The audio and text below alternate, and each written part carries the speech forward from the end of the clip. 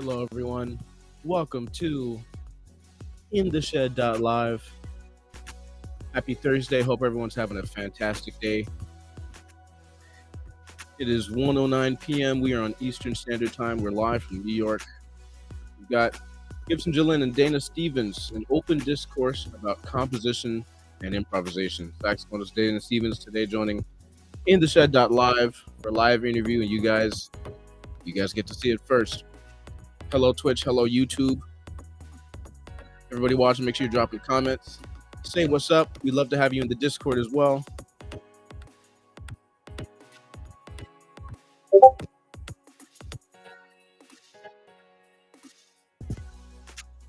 And we'll get it rolling for you guys in just a moment.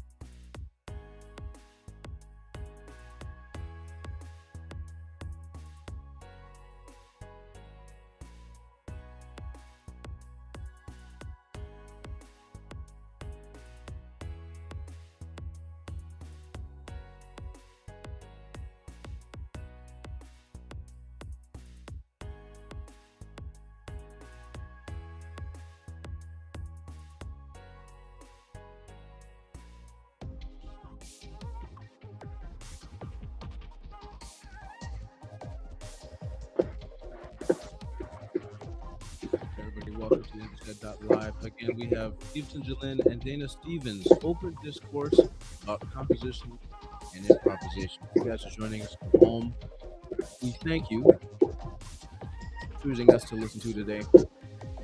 Gonna have some fantastic information from saxophonist Dana Stevens and trumpeter Giveton Gelin.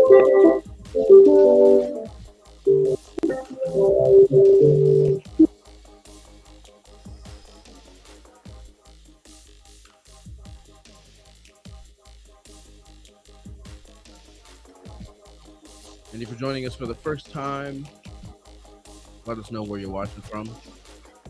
We're live from New York City. Technically, Houston's in the Bahamas right now,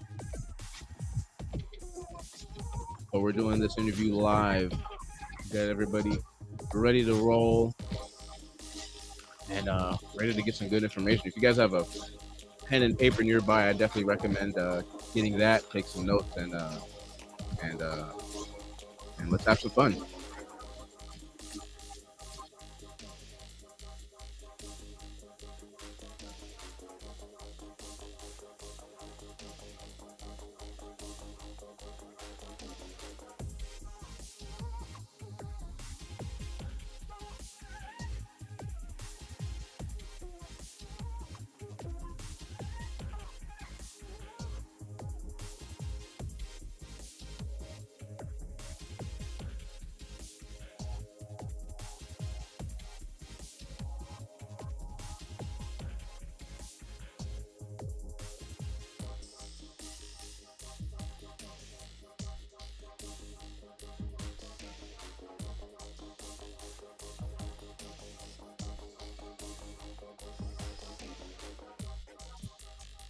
All right, ladies and gentlemen, here we go.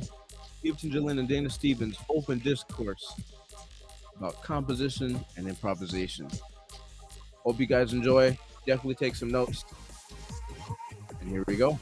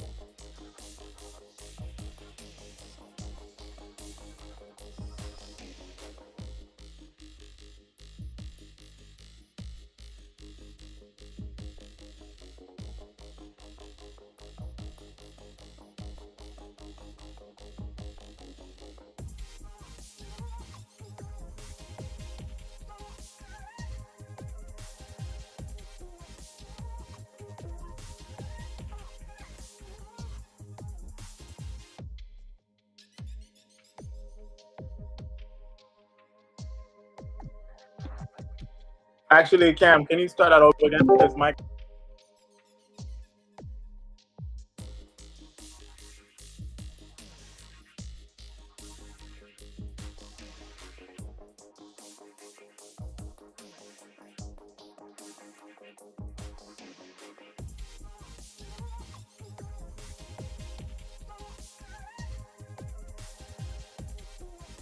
Hey, what's happening? Welcome to In the Shed. We got the great Dana Stevens with us, and yeah, let's try this again. We had a quick conversation before we actually started. Let's do it. But man, as I was saying, man, I remember the first time we actually started talking about this kind of stuff was when we both played this gig in Israel, where we kind of did like this tour of the country, and it was just an amazing time just seeing that part of the world. And then every gig we convene and talk about the gig and talk about music. And man, I learned a lot from those conversations, and I thought, man, it would be great to just have it here and just expand conversations and talk more about it. And obviously, man, such a great writer. You have so much amazing music out. And I just wanted to, also just pick your brain and, this and have a conversation, if anything, figure out solutions, Yeah, there's a lot to talk about in the composition world. The slow motion of improvisation, that is. Absolutely. And that's an interesting topic, right? Composition and improvisation. They're almost like the same thing in a way, right? Yeah, yep. The element of time we're constrained by time in improvisation where we're not in composition. That's it. Yeah, that's the only difference. Crazy. Well, man, so yeah, I would say if you want to build better improvisation, would you say, like, what would you say in terms of composition wise? How should you look at that? First, I think it's important to learn a lot of melodies, a lot of pre-composed, finished, nicely manicured melodies, and learn why they work, Mm. you know? And then those bits of melodies, that knowledge of why that melody worked over this given set of chord changes becomes knowledge for you to use in the moment. The more you understand how that melody works, you know? Yeah.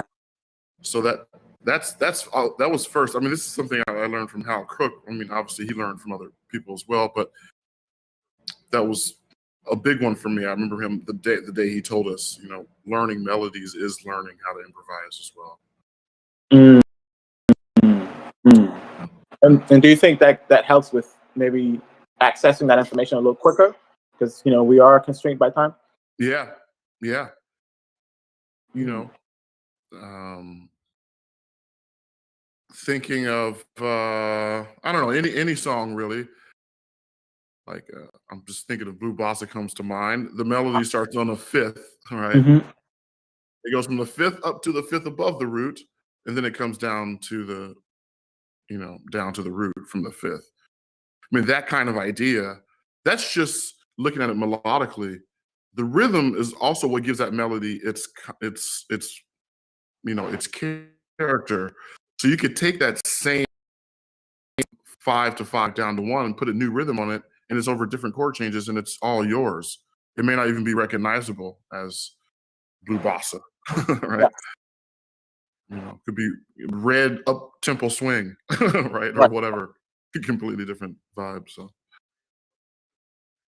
Man, I love that concept because I do composing myself, and I'm right now I have a few things that I've worked on, but I remember especially when I was at Juilliard, I would try to write every day. Like, can you talk a little bit about that? Like writing, like at least consistently to some degree. yeah, there's lots of ways to go about it. You can wait until you're inspired to write something. That actually tends to be a lot of the way I do it, but there's also been periods in my life where, you know, give yourself a time limit, 30 minutes to write a tune. This is an Mm, exercise I mm, got from Terrence Blanchard. He's like, all right, cats, you got 30 minutes, write a tune. And you'll surprise yourself at how quickly you make decisions. You go with your intuition. You're not second guessing yourself. You just kind of cut to the chase, and you get a lot done. You'll be surprised at how much you can get done under that kind of pressure. You're giving yourself like a time limit, like a deadline, if you will. Um, and then you want to do the opposite. See how much you can really finesse one tune. And then some tunes, they write themselves really fast, but then you don't even look at it for like 2 or 3 years. You come back with a whole new set of tools and perspectives. And then just one little tweak gives it a whole new vibe that wouldn't have happened if you tried to finish it. So it's so many ways to go about it. But like I said, I tend to these days, the the pressure of a deadline helps get mm. things get things done. But obviously, occasionally too, I'll wake up and hear something, and then I'll just immediately try to put it down. Now, the process of writing, we can go into that too, but um, it's also an evolving thing. I mean, I used to just kind of write with pen and paper. I mean, but this is back before I had a computer, so this is like the late '90s. And that was a process. Then you got GarageBand. You can start playing things into GarageBand, writing that way, or writing in Sibelius, some kind of notation software. And I noticed that all those different ways give you different results. They're still you, but they give you a different result. And nowadays, I'm just singing voice memos, singing into my phone voice memos. and then trying to decipher what it was, because you can kind of get the vibe. It's usually out of tune. The rhythms are way off, but you can still get the essence of what you're thinking. And then just the act of transcribing that and having just an initial framework to work with, that gives you different results as well. You can't see behind me, but there's because I can't get this interesting background off of my screen, but sometimes I'll write from the bass first, you know. I got write a bass line. And you know what I've noticed recently, like in the past 2 weeks, I realized if I write from the bass first, those tunes seem to be way more accessible to a wide range of people. It's way less heady. It's, you know, the bass is like the foundations, the bus driver of any band. It's like they have the harmony and the rhythm. So you kind of almost writing in the whole foundation. And then whatever comes on top of that, the tour guide and the people sitting on top of the bus, that's interchangeable, but the foundation of the ride, if you will, is already kind of established when you write from the bass first. You know? So anyway, that's a lot. There's a lot of avenues I went through. But I love that concept of writing from the bass first. Do you have an example of writing or that tune? Would you writing from the bass first, so we can I would like to hear how does that sound like, in terms of, does it sound like any other tune that we've ever heard, or does it completely sound uniquely different because the process was different? I think each process sounds different, honestly. I can think of, when I discovered that a couple of weeks ago, I started taking a survey of all the tunes I remember writing from the bass first, and sure enough, that was what I concluded. I'm not sure if I can share what I'm playing on my iTunes through here, but I can give you a snippet. Yeah, I think you could. You should be able to share the screen, but if not, not sure if you know it on the piano as well. I know I can't play my tunes on the piano if I haven't played it for a while. Yeah, I can kind of play on. Let's see.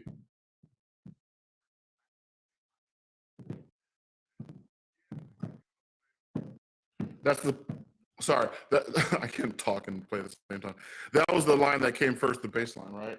So I can't hear the notes though. Oh, really? Yeah. Let me see what's up.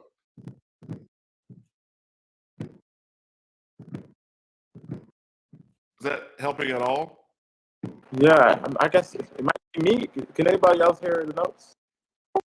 No, I just hear the percussion. You just hear the what? I just hear you hitting the keys, not the actual. I hear you hitting the keys. Yeah. Ah, so it's not coming through. I heard you earlier though. Yeah, I thought so too. That's weird. I hear it now. That's picked up from the mic, I think. Yeah, picking up from the mic. Darn it. Let me see here. Oh, I see.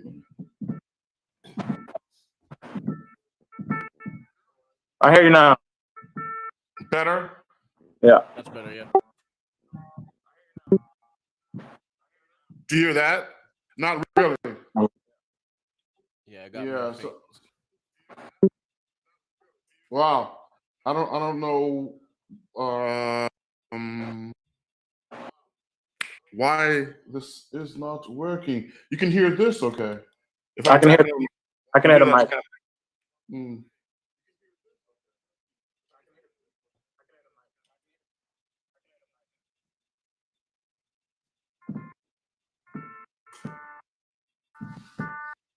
Okay, you know what? I'm gonna turn on these speakers, and then they'll be leaking into the mic. You can hear that way, but we'll figure this. We had this going earlier, like literally 10 minutes ago. Whoa, that's pretty loud. Oh yeah, that's good.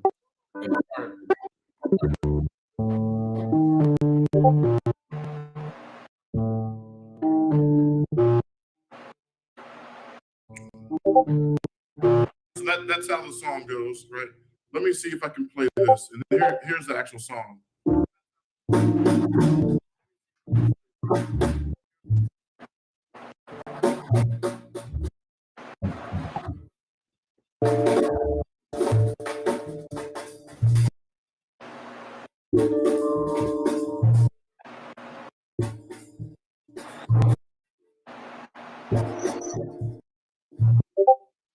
Song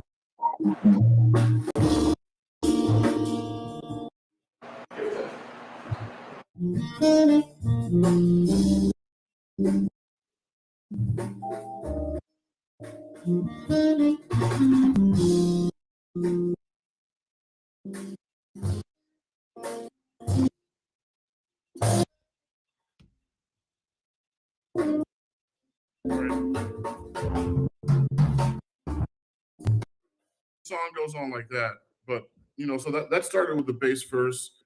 Here's another what is it called? Tarifa, another one that started on the bass.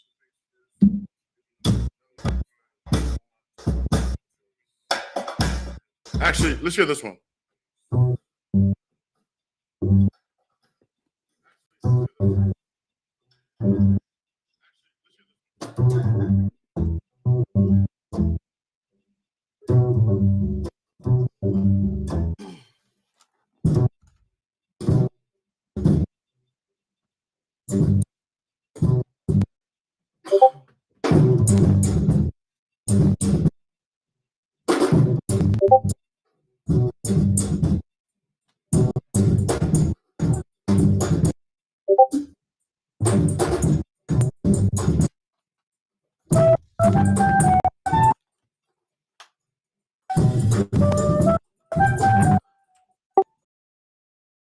Share your screen when you play the music.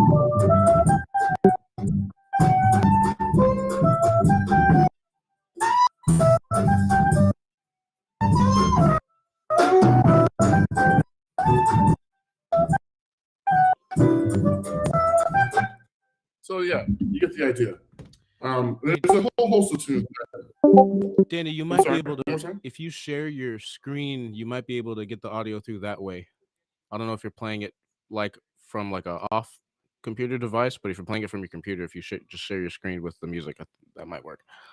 Also, I think if you turn the voice sensitivity off, or yes, if you turn the auto sensitivity off, that'll give it a clear audio too when you're playing something that's not your voice. Yeah, I'm trying to figure out how to do that. No, that's right. Change. I don't even know. Am I sharing even? I am. Yes. I can't hear. Okay. I gotta turn these speakers off now. These are too loud. My neighbor's gonna kill me. So I don't know. Is that working? Try playing the music again. Yeah, your sharing is good. So I am playing, as you see. I don't know. Were you able to see that I was sharing this? I can see you're sharing, but I music if you're playing it. But you can't hear it. Yeah.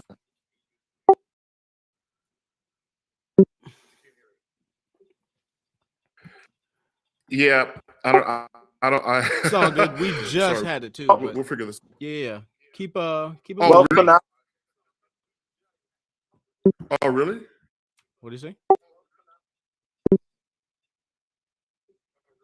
I was saying for now, if you can just change his voice settings so that, like, worst case, we can always get the mic audio.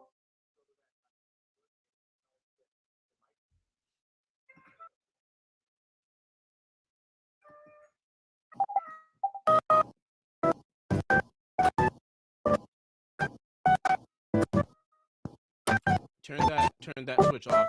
The automatically determined input sensitivity.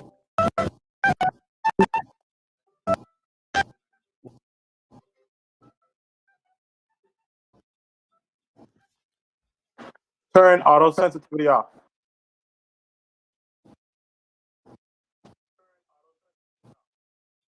There you go. And you switched your interface. I don't know if you meant to do that. Yeah. Because now it's but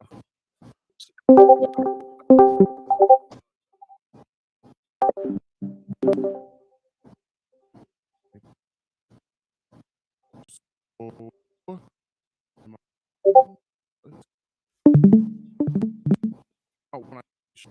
sorry.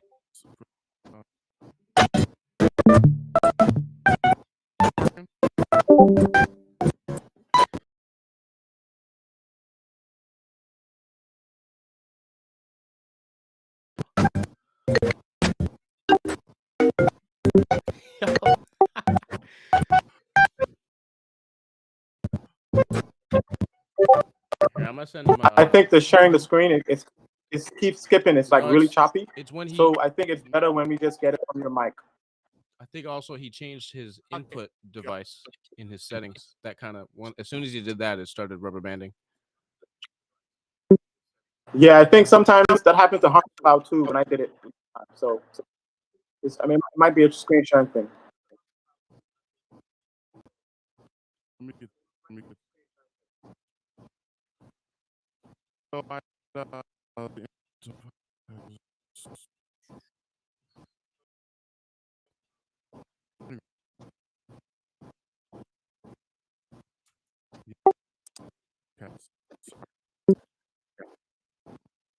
What did you have that set to before?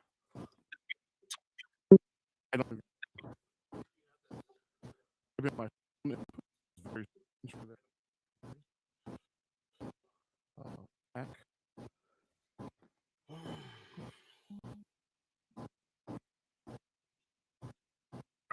I guess this is the. But not sure. But is that working? Yeah, I hear Yeah, that's good.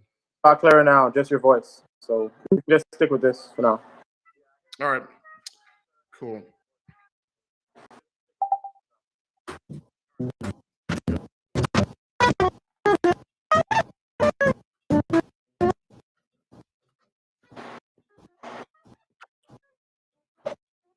It's still choppy. I'm saying, just turn off the sharing the screen. So turn off the screen.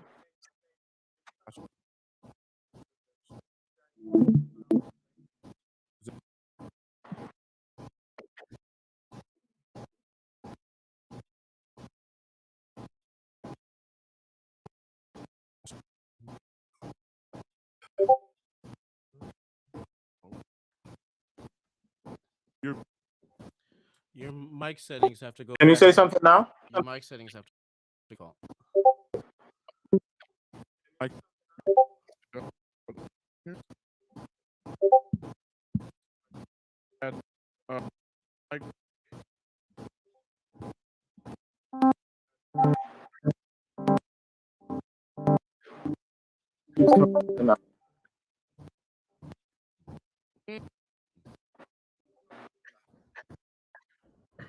Oh, no more. I don't hear it anymore. Yeah, no, that's because I unplugged my interface. Got you. Got you. I'm restarting everything.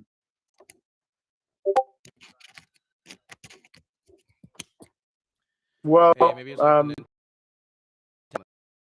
well, I heard a little bit of the bass, the tune you were showing me. But yeah, man, I can definitely see how that can definitely influence anything after writing that bass line. And you know, it's interesting. I never really tried it like that. So maybe at some point I'm gonna try doing that process. You know?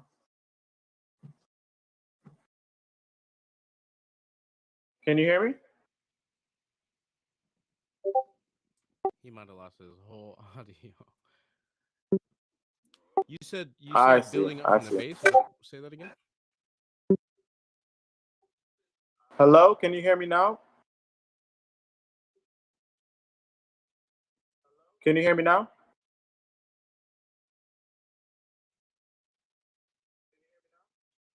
Yeah, I can't hear you.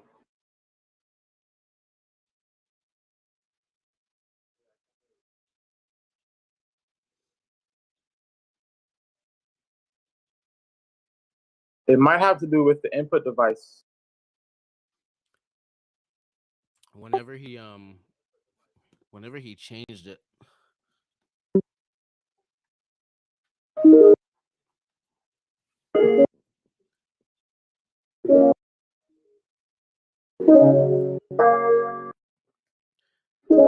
Everyone watching from home, thank you for your patience.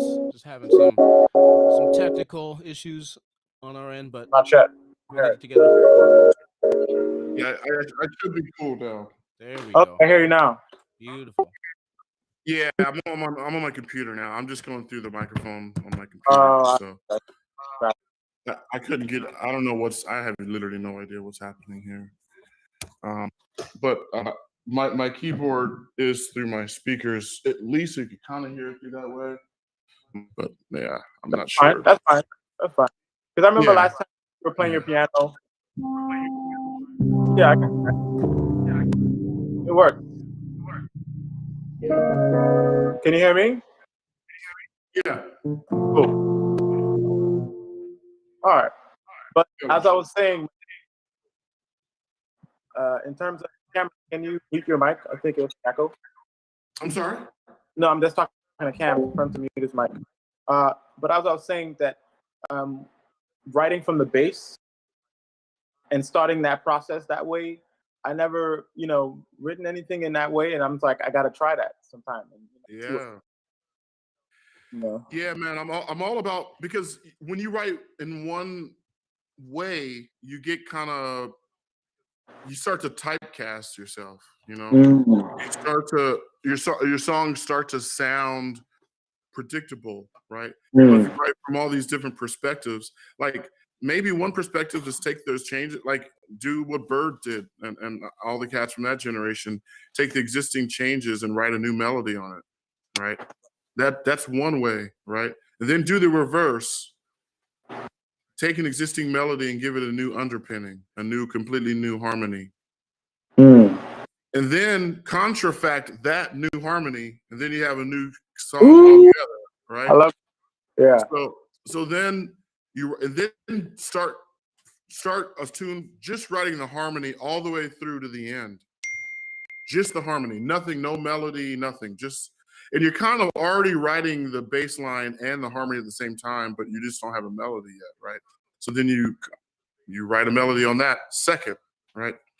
And then maybe you write a melody all the way from beginning to end without any idea of what the harmony might be. And then reharmonize that, and then harmonize that melody. It's no reharmonize, it's you first harmonize it, right?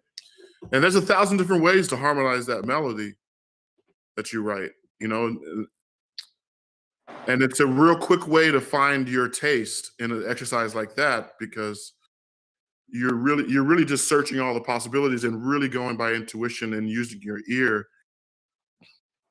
to find what you like, what your tastes are. To me, writing is the quickest way to find your original voice, your unique voice in this music. Yeah. Man, I love that, because I love the way of like finding process and then creating something else out of it, and then with whatever the next product is, creating something out of that product. It's like you can do it in many. I guess you can take that many steps. So maybe say it's like 3 to 4 steps.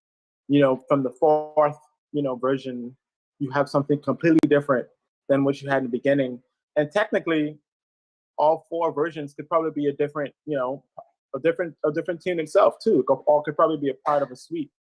Probably, it's interesting how that works. Totally. A suite can be extracted from one motif. Yeah. I mean, Beethoven taught us that a century and a half ago, a couple of centuries ago. Yeah. I mean, how many ways did that happen in that song? Yeah. That's the whole song is that. Da da da da. Yeah. So make up your own motif and go to town. And I would like to, talking about motif, let's take that even further. Like, in terms of writing, I definitely naturally use a lot of motifs, because I do think that it's very strong. And sometimes you can have listeners that are, listening to your music, and sometimes the motif or the motivic development can be the thing that they latch onto the most, right? And it seems to be something that kind of grabs not just, listeners, musicians, etc., but just your average listener. Like people grab onto just material that's being, reintroduced someplace else, and I wanted to know a little bit more about that too, in terms of how you think about motivic development and like, and what do you think about it in general? Like, just want to talk about that real quick. Yeah, it's an important part of tying what could be a lot of complicated stuff together. you know, and it's honestly like it's the cover of the book. It's like the subject matter of the whole story. You know, so it's kind of important to find one that you're into, and for practice sake, you can just literally let anything fall out of your hands and just as an exercise really see what you can develop. But when it comes time for the rubber to meet the road, really work on just that initial statement. And I'm thinking of ba da da da. I mean, come on. Like, look at how that theme developed. It's beautiful. It's like, and it doesn't need to be, that's, I don't know how many bars that song is, 20, 27 bars. I don't know. But it doesn't have to be like a 400 bar orchestral, or big band or whatever. It works in small band. That now, in reality, Wayne could have taken that and made it orchestra, did a whole arrangement of it. But for that setting where he was at that point in time, playing in Miles's band, that was the vehicle for that motif. But look at Three Marias. I don't know how many of you guys know Three Marias, another Wayne Shorter song. Ba ba da ba da ba da da da. Right. So that's the motif basically, and it goes through the whole song with that motif, but displaced in the bass sometimes, right? And then so the first time that song was recorded was like in the 80s on Joyrider. And then there's some live versions you can check on YouTube. And then the latest version was with orchestra, that same song. And the way that same motif came out is just amazing. It's amazing. Wow. Yeah, man. I honestly think that as composers, finding creative ways to, bring about a motif seems to be like also the goal sometimes too as well. Seems like finding the most creative way within the context of what you're writing seems to be like some of the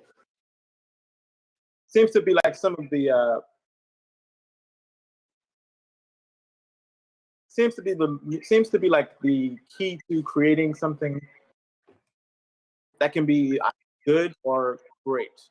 Because you can use the motif within a song, and if it's not used with some level of like taste and like slickness, if it doesn't create a level of effect, it seems like it doesn't have the same feeling compared to when it's actually used in ways that's very clever. Doesn't even have to be clever. It just has to make sense in its own world, if that makes sense. Mm-hmm. I find that context to me has probably been like the main thing for me. It's just context. If I start with something, how do I then contextualize this with everything else after? And within the whole song, when I go throughout the whole process from top to end, how does that all relate together? What's the thread between all of that information? Because then, it's true. Like, I can play the same motif, but if I'm not using it in a way that has some level of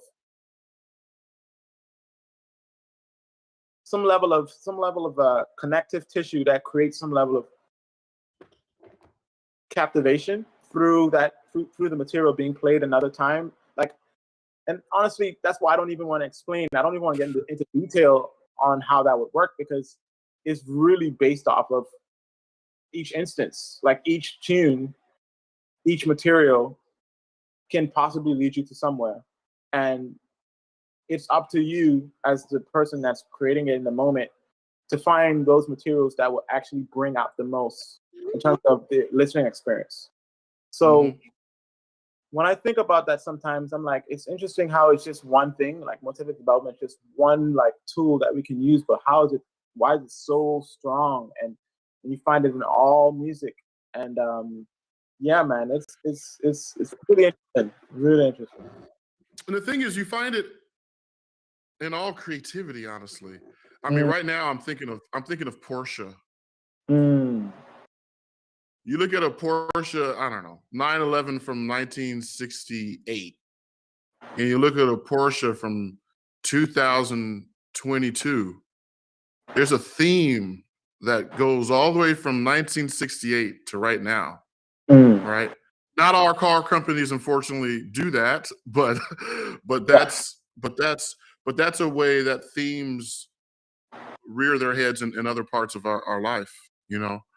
Um, I don't know. It's everywhere, man. Themes in food, you know, different cultures. I mean, uh, poems, poetry. I was just about to say books. that.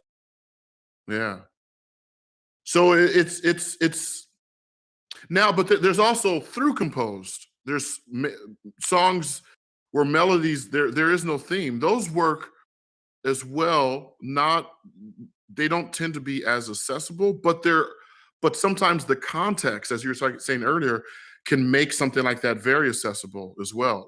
If the themes that are happening in the rhythm section underneath this melodic theme that's really not a theme at all, that could still work, Yeah. you know.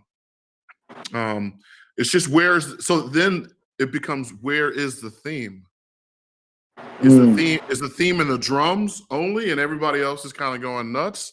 Is the theme in the bass line and then everyone is kind of, is the theme, everyone in the band is playing the theme? That, like, just forcing it, out, right? Or there's several themes happening at once, maybe. Maybe there's a melodic theme and then there's a corresponding but different theme happening in the bass, you know? Yeah. That's kind of what I felt about that last tune I was playing, Tarifa. The Mhm. bass line is that's the bass theme. But the theme on top is da da da da dee da da da da da. It's like a 5-beat theme over a 8-beat bass line. And it doesn't even really sync up until the end. And then at the end of the blues form, it syncs up, but it's really this esoteric thing that's two worlds happening at once. Is representing Europe and Africa, because Tarifa is a city on the very south tip of Spain, 8 miles from Morocco. And there's Mm. that tension that happens in between these two continents, these two cultures for thousands of years now. And that's what it's about. So, I'm tying it into reality in a way. So you can, that's another way to compose, is take a reality and that may be a conflict and assign them two different themes and make it work in the song, you know, Mm. kind of back, to kind of manufacture it from that perspective. What I'm trying to say. And honestly, this connects to improvisation because you find that the greatest solos have a similar thread, right? In terms of guys that are just playing and you go back to solo that you really like, and it's like there's something within the material that's keeping you captivated. And obviously these guys are coming up with this stuff on the spot, but it seems to be like that's some level of like there's some level of approach that people understand in terms of when it comes to creating, that it has to be some level of it has to be like a story, or it has to be some connective tissue, because and that's why people say, like, one of the best ways, people love to hear a story, like you want to, like in any situation, people, that seems to be one of the, I guess, one of the ways to captivate people and to give people an experience, is to tell them a story. And a story has many of those things in it, right? There are things happening within a story that connects to each other, and things counteracting with each other in many different ways. And sometimes, as I say, like, I don't like to always create detailed versions or examples of how that works, because someone else can create a whole new narrative based off of their,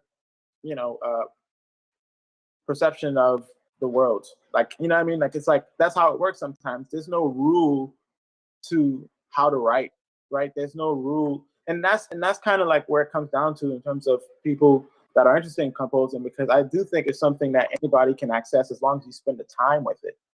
If you spend enough time with it, you then find material that you find worth time, or you find material that you think connects to you in the way. And if it connects to you, then that's what matters the most. I find if it connects to you in your core, that's what matters the most. And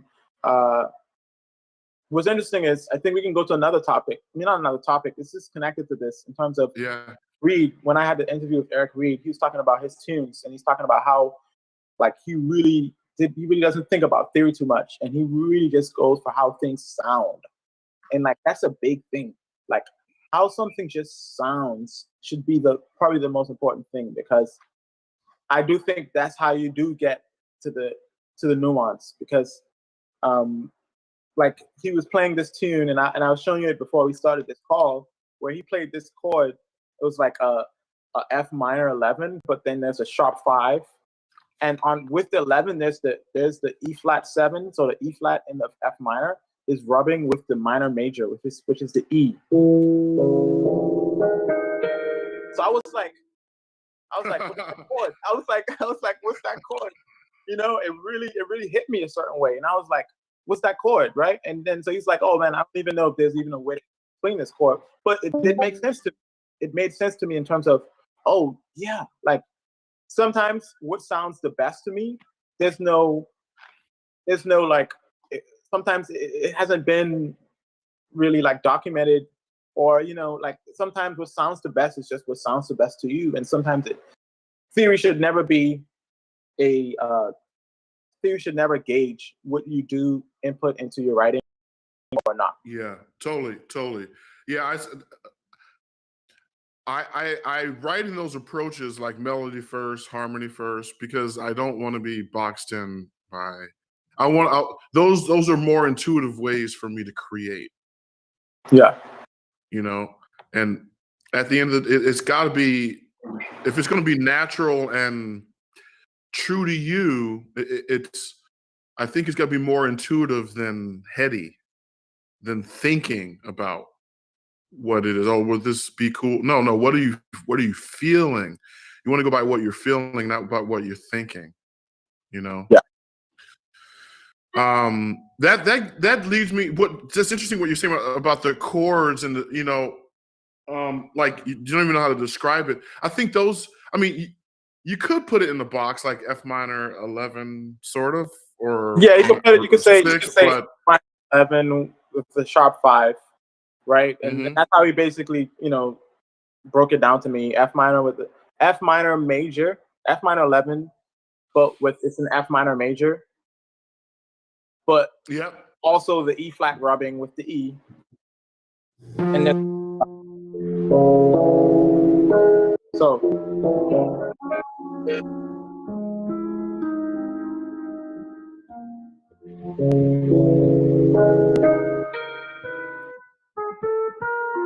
on top.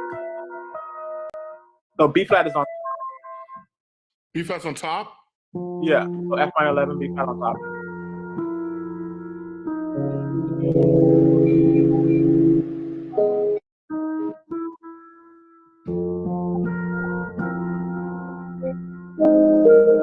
Yep. Yeah.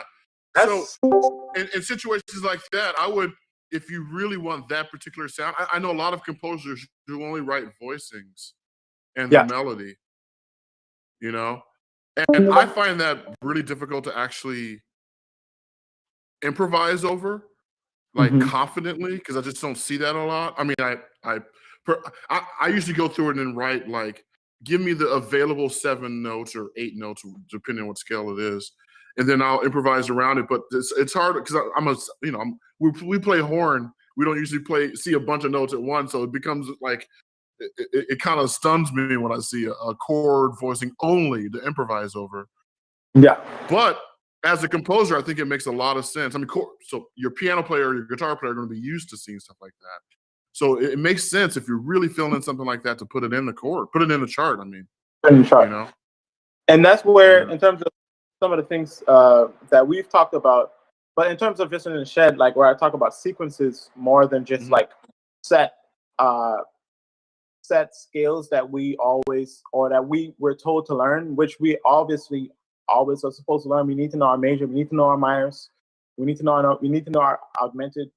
But these sequences sometimes can get us just a little bit closer to these exact like voices, like in what sequence would actually fit the best over them, right?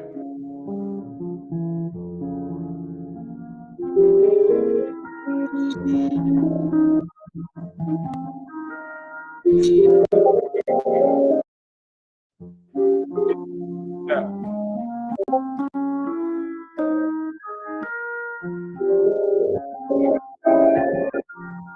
Yeah, So yeah, like a that's a feeling, man. That's a vibe. feeling. Yeah, it's like that's the sequence there, right? With all those notes that are in the chord. The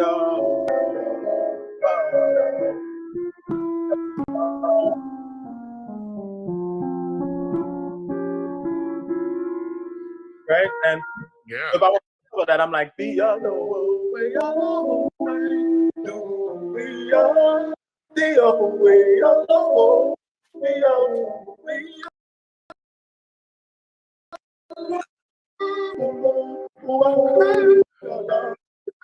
So I'm like, now I'm in it. Now I'm really Yeah. inside, Yeah. right? Because, and that's not a set like it's not like a written name for what that sequence would be, but it's a sequence. And so that's why, like, in terms of like finding out or just getting ourselves familiar with possible sequences, will actually give us a little bit more depth to when we do hear voicings like that, and how to treat it and how to, you know. And sometimes, man, we're not gonna get familiar with all the sequences, but I find to myself that like working on Harmony Cloud. I don't know if you work on Harmony Cloud as well, It's but been a like, minute, but yeah, yeah.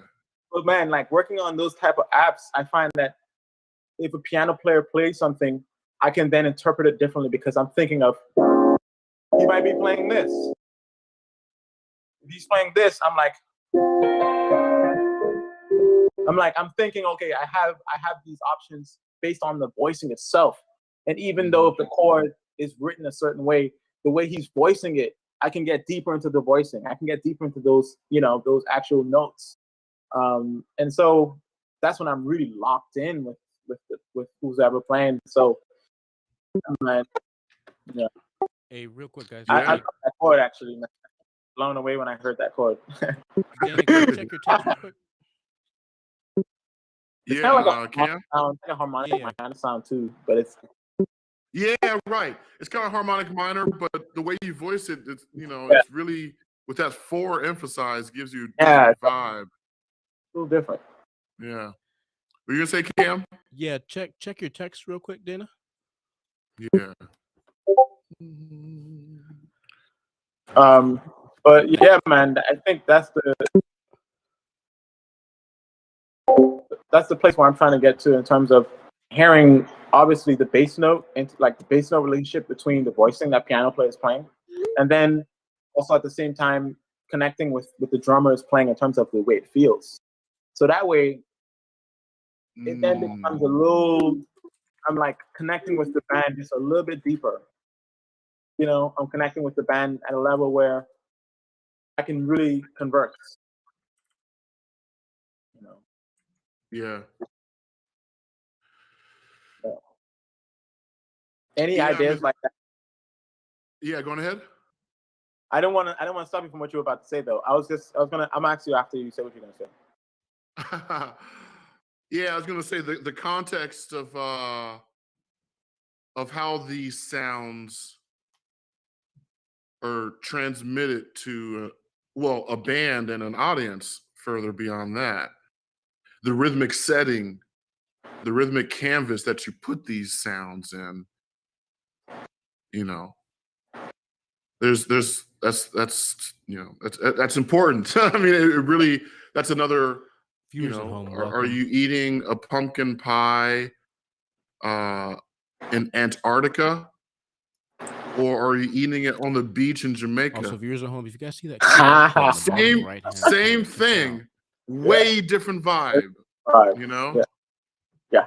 You That'll lead know, you to all of our it's, shed I mean, programs. even, are you driving at night or in the day? You're in the same car, same Or both. stuff, The shed it's a curriculum. different vibe, you Of know? course, if you guys want to catch these interviews So that's live, like, how do you put, where are can you do going to so put by this being in our car, which is the Discord. melody, the harmony that you established? Where, now, what's the setting? We host events What's the weekly.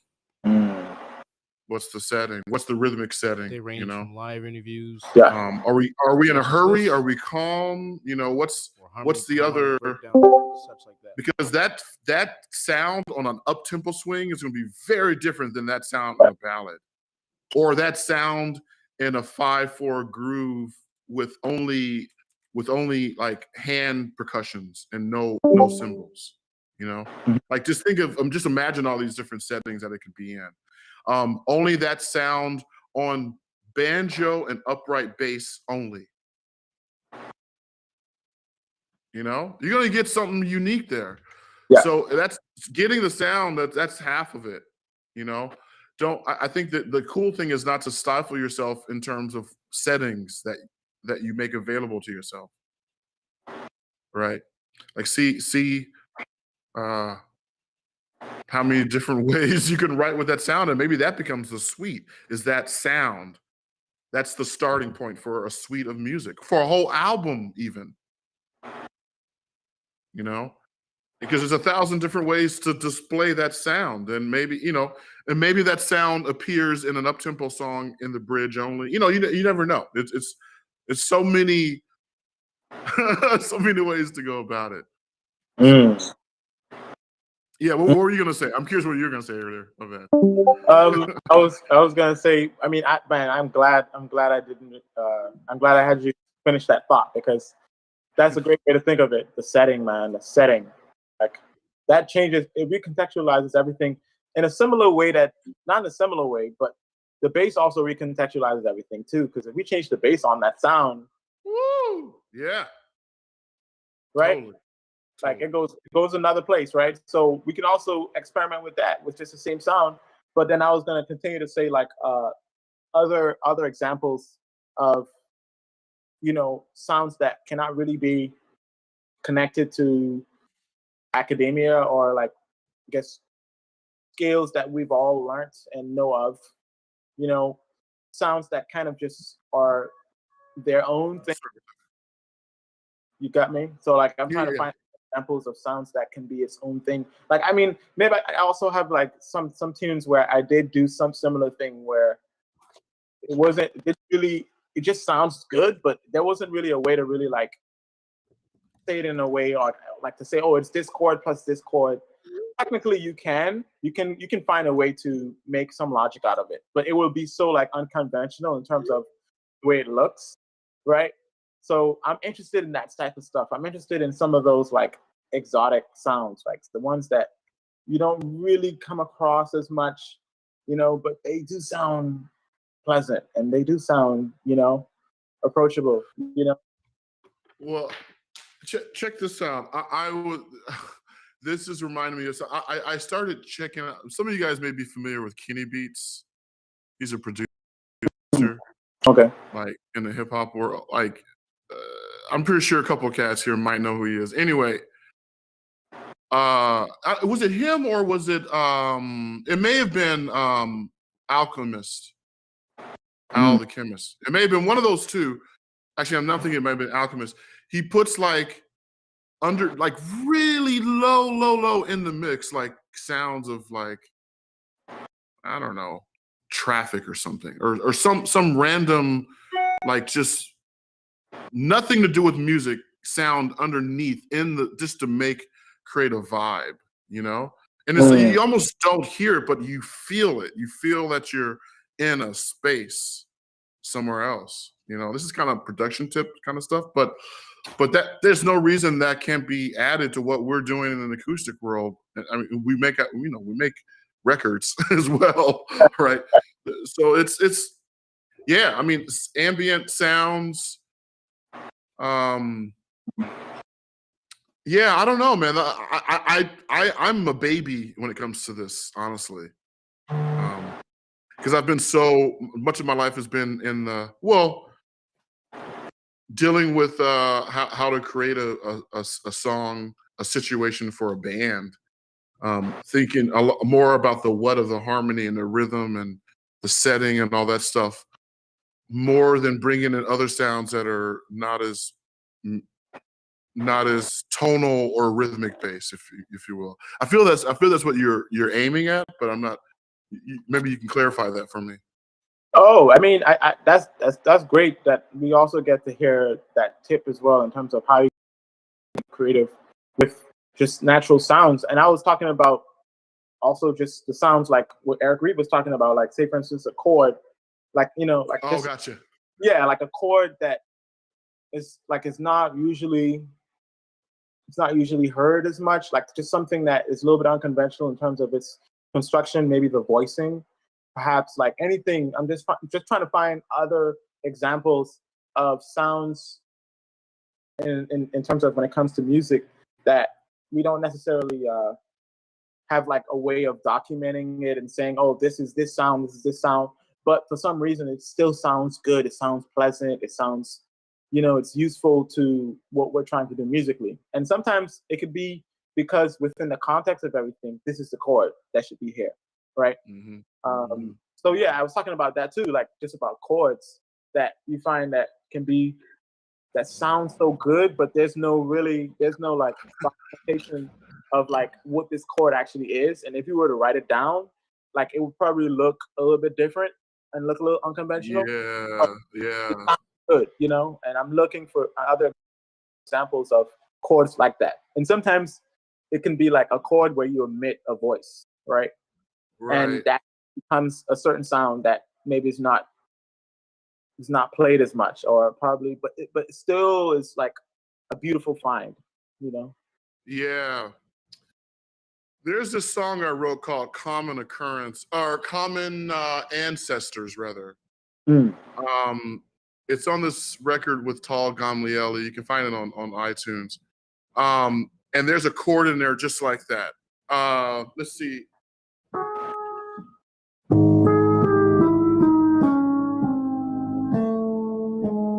That's and I don't know how.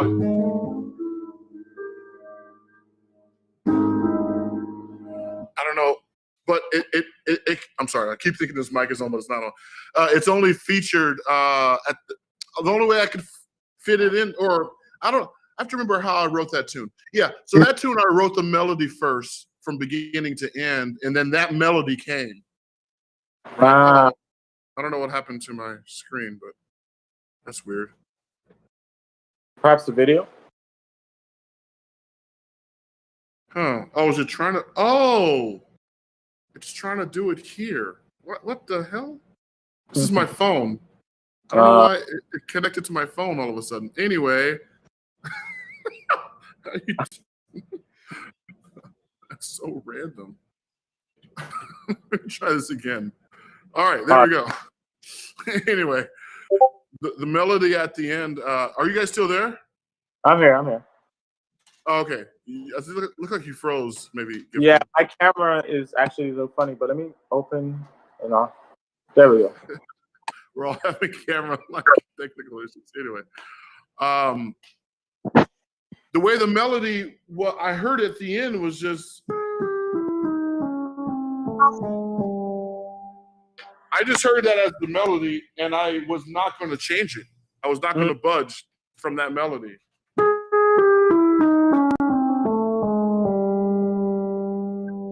That's the last bar, though.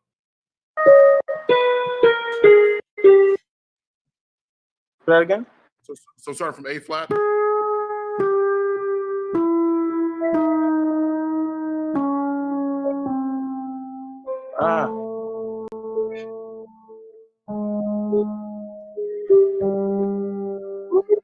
That's the melody, and I couldn't not hear that. Let me see if I can find that tune and blast it over my my speakers.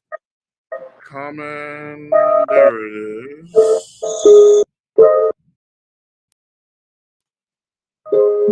It's like amazing. Wow.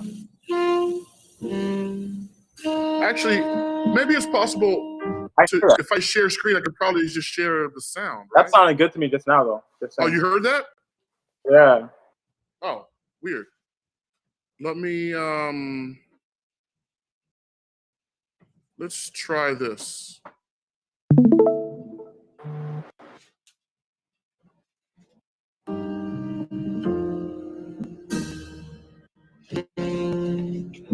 Did you hear that at all? Yes. For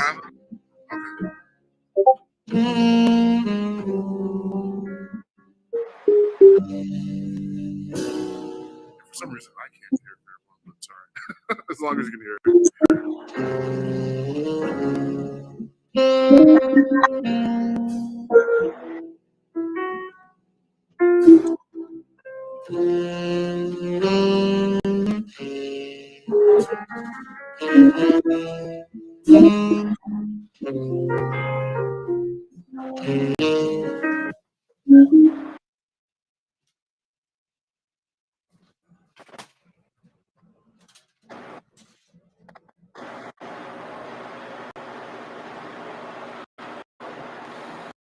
Stop hearing it.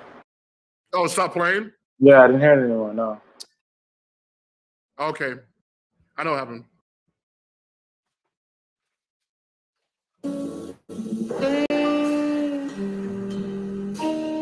Sorry.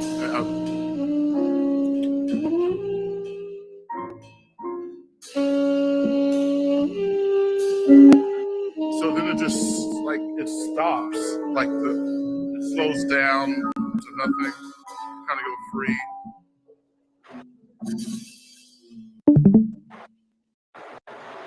And then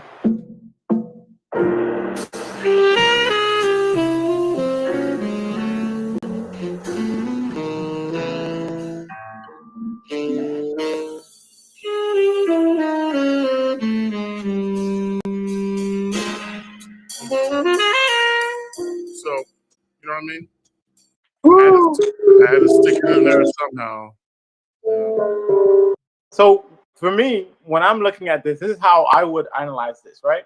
I would say, oh, look, this is to me diminish, right? And then you have so you also have minor, C sharp minor rubbing with C sharp diminished. That's how I look at this. So C sharp minor rubbing with diminished. Then you also have you can also look at this as also a sorry. Yeah, actually that's it from there, right? And to get to go to that C, right? Right? So this thing happens here where you have the A diminished, right? With A flat major. So that's what I get. Right? A flat major counteracting with A diminished. And once I get here, you got this sound, you got the C minor in second inversion. You also have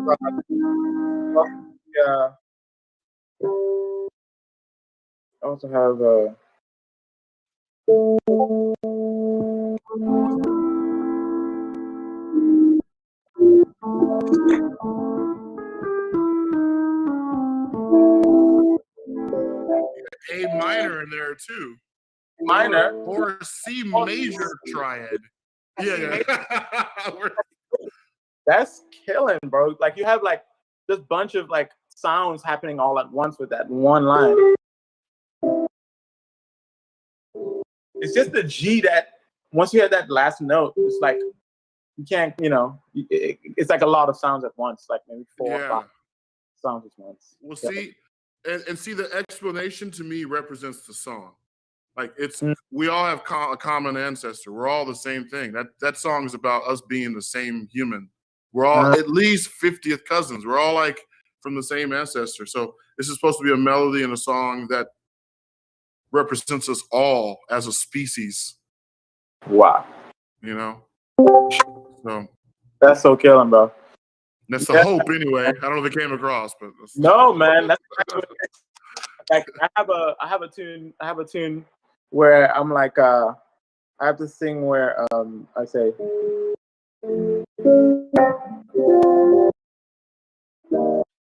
like this right here. And I say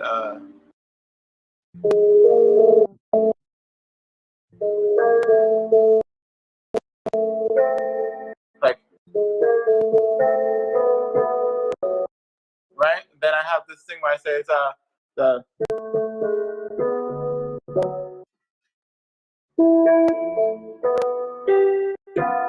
right here. Right there.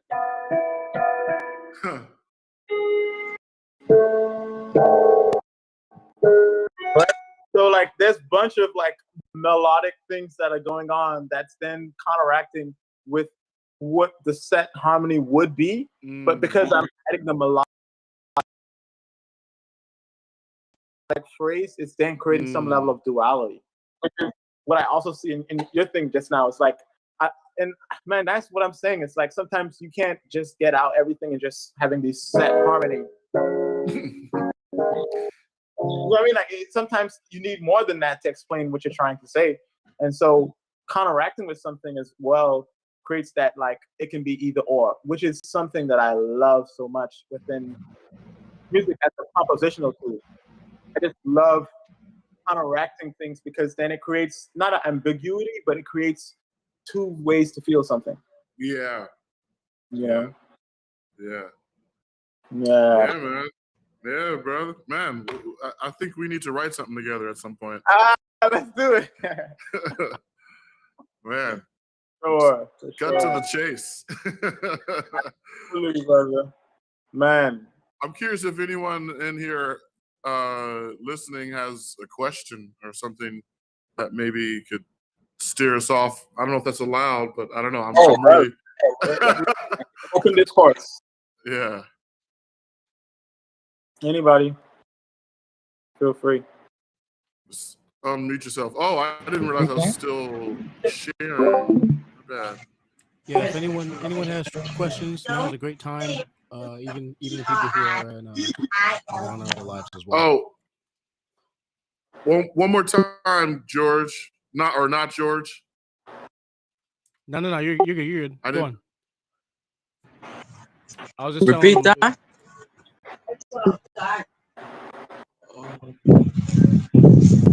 I'm not sure who was just asking a question. I may have misheard it, but you had something, Cam? Is that what I'm hearing? No, I was just saying, yeah, it's a perfect time for questions if people got them. Wow.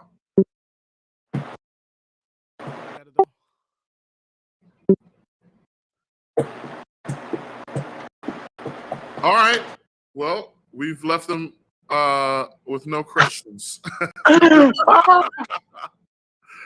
What's up, Kristen?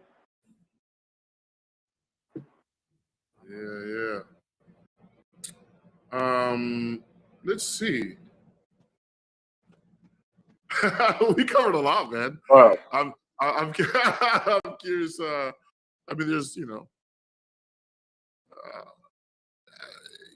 you can get into melodic content. I mean, it's so many ways to write, man. I mean, I like sometimes writing in the style. Like you have a tune that you really like, but you don't want to write another version of that tune. So you kind of write something that's inspired, that becomes your own. Actually, you remember that tune? Sanctuary. Yeah. Yes. You remember I was in Israel. I was trying to figure out something with that tune, man. How does that go again? What's the first note? I have it right here, actually, funny enough. Something like that. That's the first note. Sanctuary. I just had it. Yeah, here it is.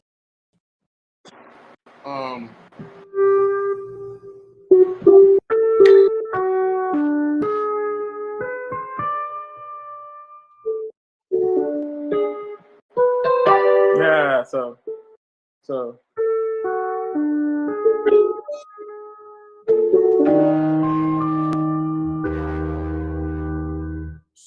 da, da, da. Sorry.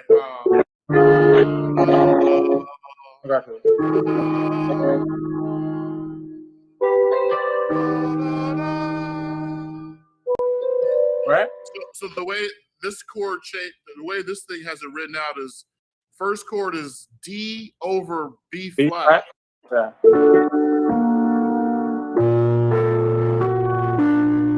And flat? So D flat over E flat. E flat, right? Yeah. And then G over D flat, or over E flat right there. Yeah. Man, that tune, some heavy stuff, man. Woo.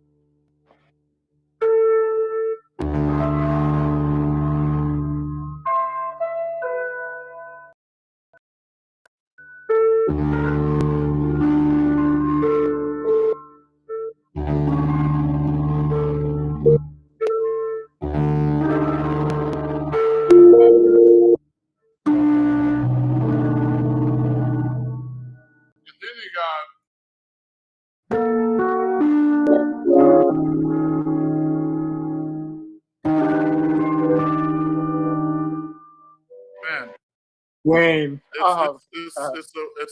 a work of it's genius. I don't know what to say. And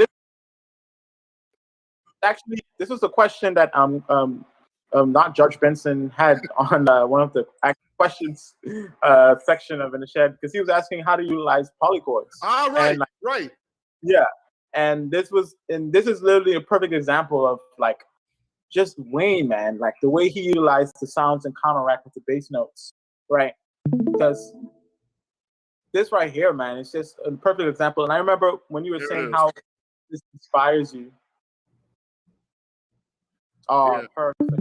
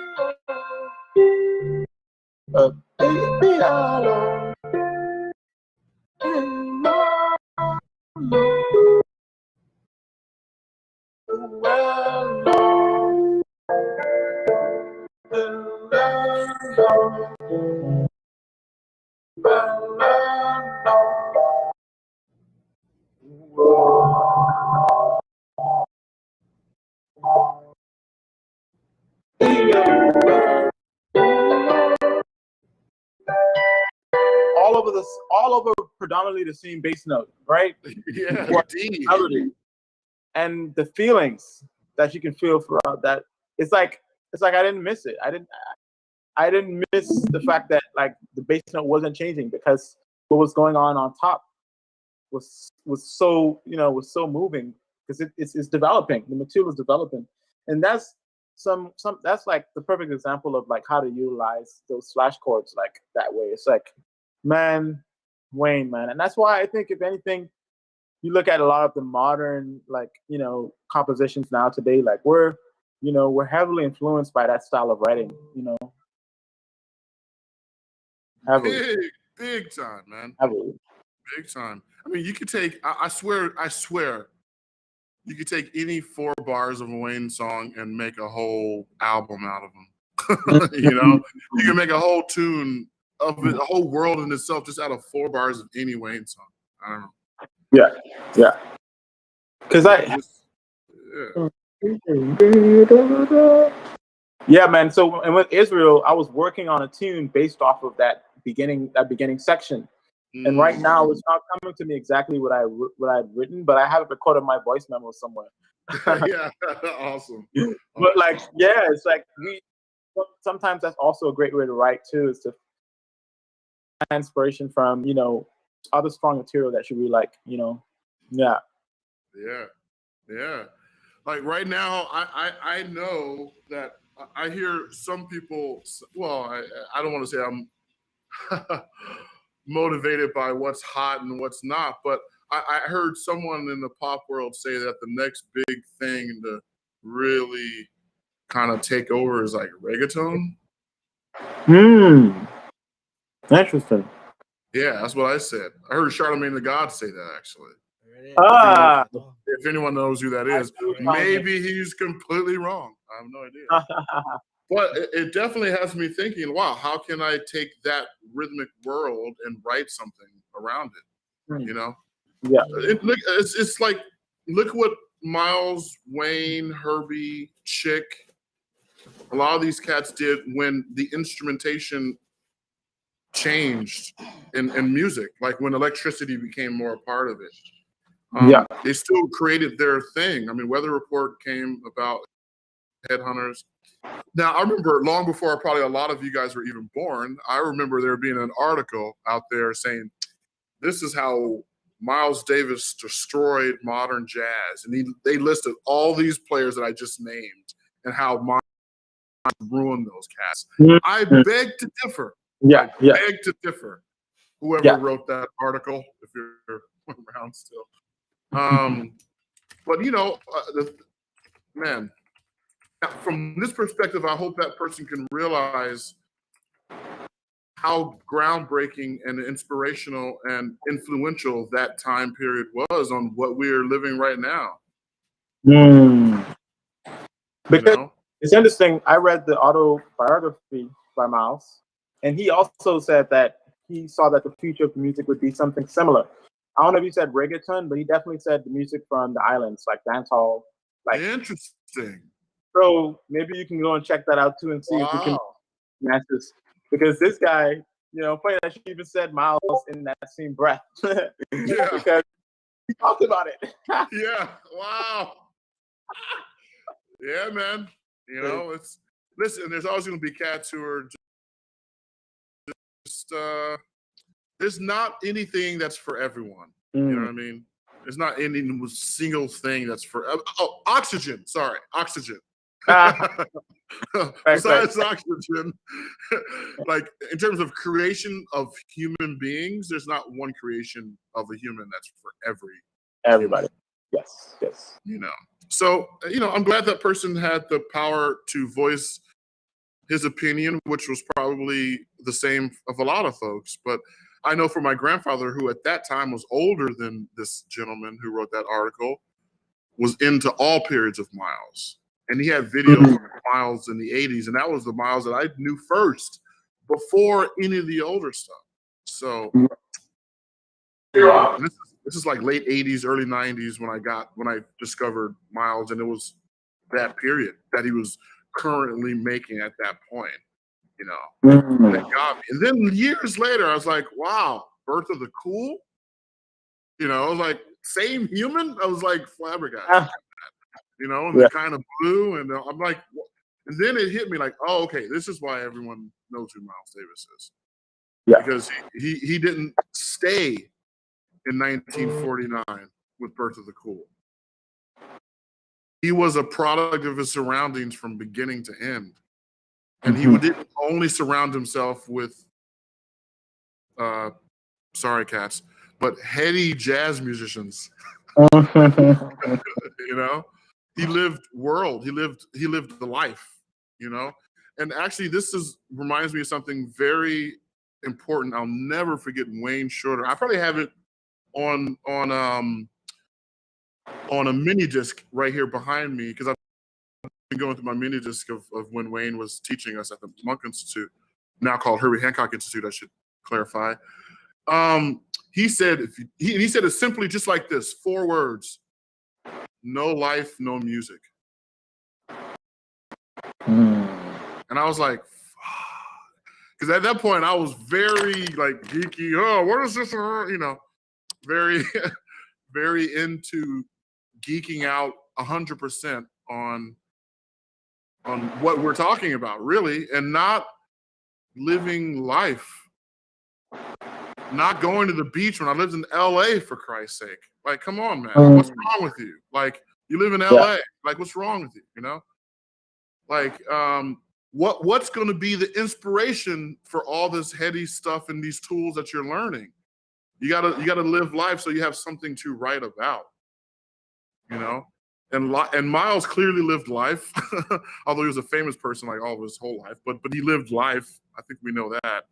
And, you know, we all have parts of our personalities that hopefully in hindsight, I would have been different if I had the brain of my current self. We have regrets, and Miles wasn't a perfect man by any stretch of the means. We all know. But when it came to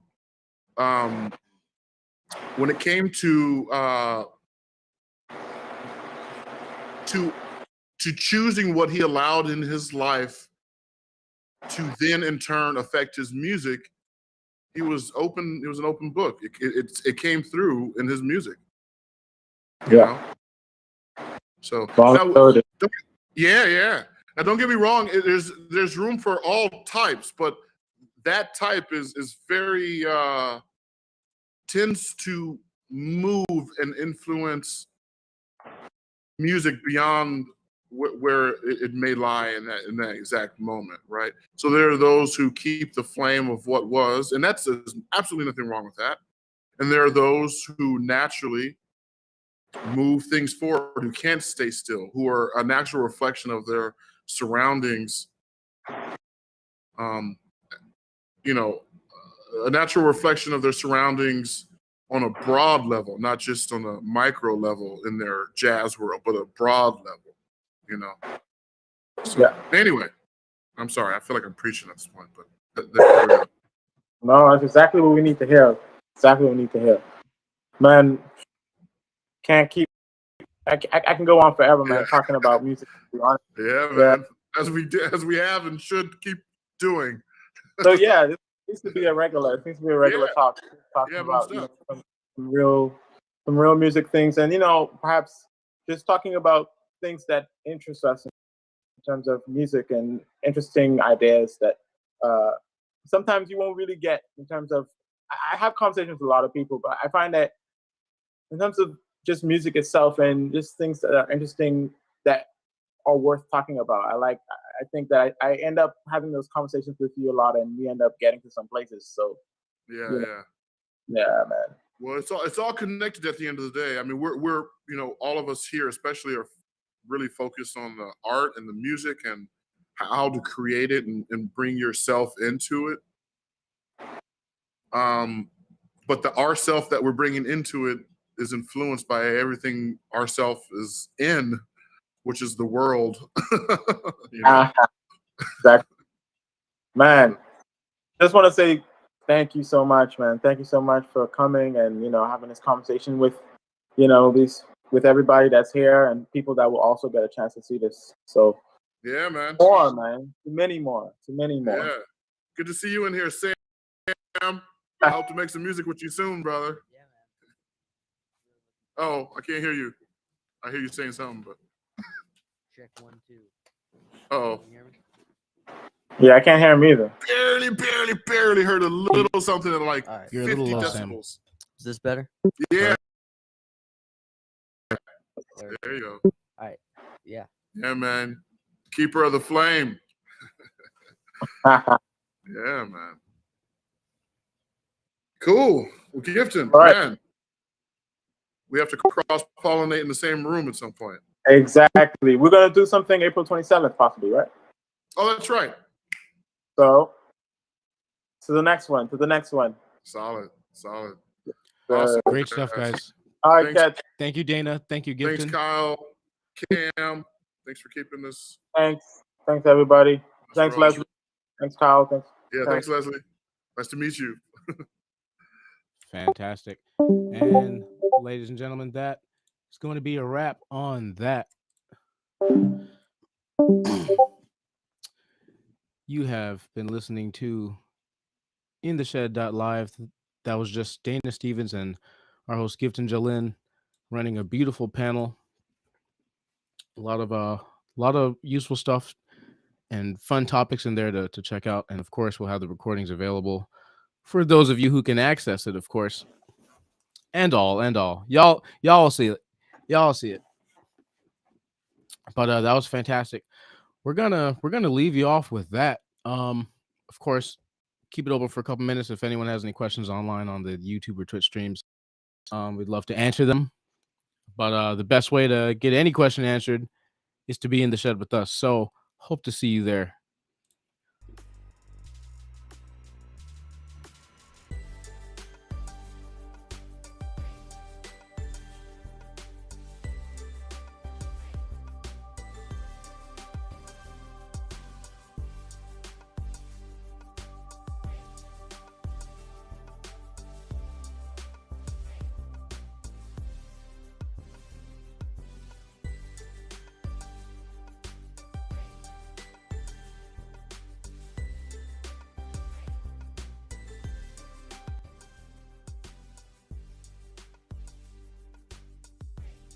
All right, guys, check this out. If you guys like that, you're going to love this.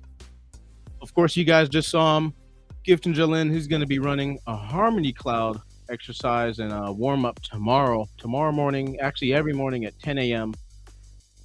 The next one is scheduled for tomorrow. Bright and early, you guys can show up with your instruments, with your axes, and get to it. It's a beautiful app, and he's going to be working over how to use it and how to improve your improvisational skills and how to work on your ear training and all that type of stuff. So definitely come in and check that out. It's going to be super fun. And of course, this is a little ahead, but April 13th, 2:15 p.m. in the Shed.live interview and Q&A with, of course, Giveton Gelin and our special guest, saxophonist Bobby Watson. That is going to be absolutely fantastic. Definitely come in and check us out for that. Again, that's April 13th, 2:15 p.m. EST. All of our times at EST. We go live from New York City every week. We've always got something going on. And if you guys can't see it here, it'll be happening firsthand in the Discord. So we'd love to see you there. See you there soon. See you there right now, as a matter of fact. All right, guys, this has been fantastic. We are going to leave you with that one right there. Hope you guys can join us for our future events. Again, starting tomorrow, 10 a.m., Giveton will be going over Harmony Cloud. This is In the Shed.live. Thanks for listening.